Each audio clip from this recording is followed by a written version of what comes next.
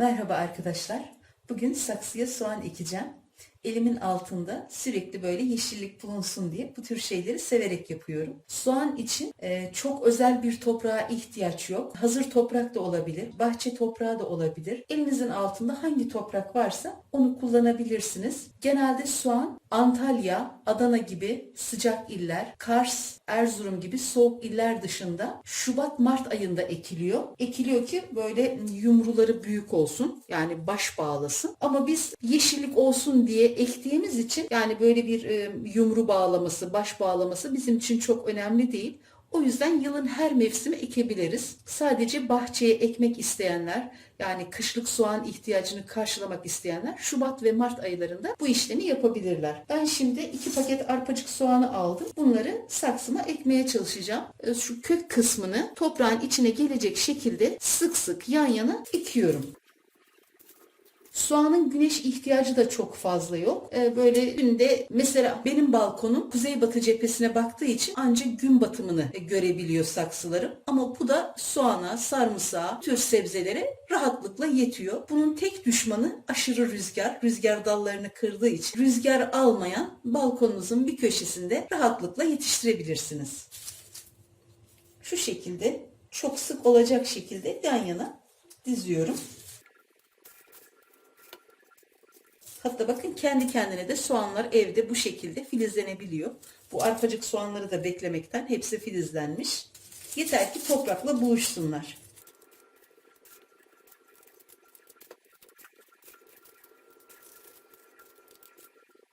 Saksımı tamamen toprakla doldurmadım. Soğanları biraz böyle yüzeyde kalacak şekilde yan yana diziyorum. Sonra üzerine çok az bir toprak gezdireceğim.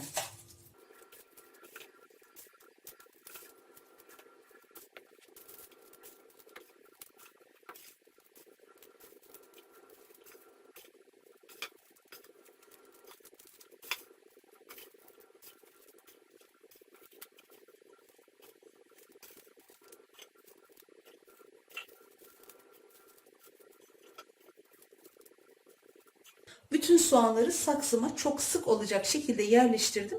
Şimdi üzerini çok az bir toprakla kaplıyorum.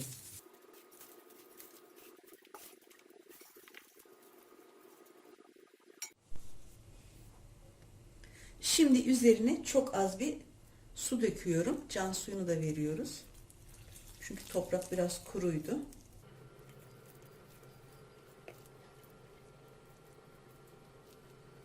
Önce soğanları ekip sonra üzerine biraz toprak koymamdaki amaç saksıya daha fazla soğan yerleştirmek. Çünkü toprağa batırınca çok yer kaplıyor. Böyle yan yana soğanları dizip üzerine de çok az bir toprak gezdirince çok güzel yeşeriyorlar ve bir sürü soğan elde ediyoruz. Şimdi bunu balkonuma alıyorum. Bugün 7 Mart 2021. Artık büyüdükçe çekip videoyu tamamlayacağım inşallah. Soğanları ekeli bugün tam 15 gün oldu. Bu soğuk havalarda yine de hepsi filizlenmeye başladı. Bu şekilde büyüyor. Bazısı çok büyüdü. Daha bazısı yeni yeni toprakta patlamakta filizleri. Gerçekten çok zevkli bir şey.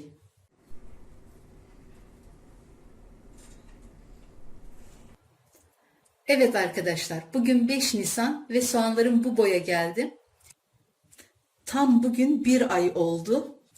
7 Mart'ta ektim. Bugün 7 Nisan. Tam bir ay oldu. Bir ayda soğanlarım bu boya geldi. Artık bundan sonra kesilebilir. Soğanlar suyu seviyor. Toprağını kurutmadan sürekli sulamak gerekiyor. Hani sularken de böyle toprağını ıslatacak kadar su vermeliyiz. Altından sular akacak kadar değil. Soğanlarımı havaların daha serin olduğu bir dönemde ektiğim için biraz geç büyüdü. Bundan sonra siz soğanlarınızı ektiğiniz zaman bir ayda değil de 10-15 günde bu boya gelecektir. Çünkü sıcak havada çok daha hızlı gelişip büyüyorlar.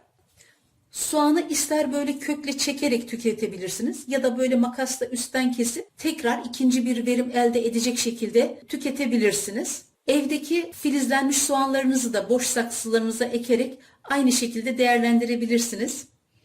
Bana göre mutfağı seven herkesin balkonunda soğan, sarımsak, nane, kekik, biberiye, maydanoz, tere, roka bu tür yeşilliklerin bulunması gerekir.